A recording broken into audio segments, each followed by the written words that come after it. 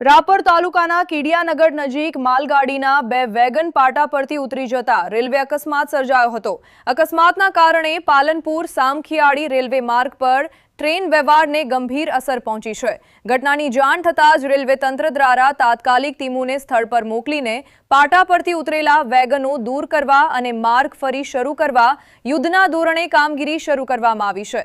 અકસ્માતના પગલે Gandhidham Palanpur Gandhidham passenger train સંપૂર્ણ રદ કરવામાં આવી છે, જ્યારે બાંદ્રા ટર્મિનસ ભુજ ટ્રેનને ભીલડી મહેસાણા વિરમગામ સામખિયાળી માર્ગે ડાયવર્ટ કરવામાં આવી છે। તેવી જ રીતે દિલ્હી સરાય રોહિલા ભુજ ટ્રેન પણ ભીલડી મહેસાણા વિરમગામ સામખિયાળી માર્ગે ડાયવર્ટ કરીને ચલાવવામાં આવી રહી છે।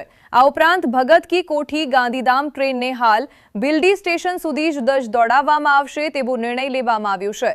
રેલવે વિભાગ દ્વારા મુસાફરોને સહયોગ આપવા અને અસુવિધા ટાળવા સતત માહિતી આપવામાં આવી રહી છે, તેમજ માર્ગ વહેલી તકે પુનઃ શરૂ થાય તે માટે પ્રયાસો ચાલુ છે।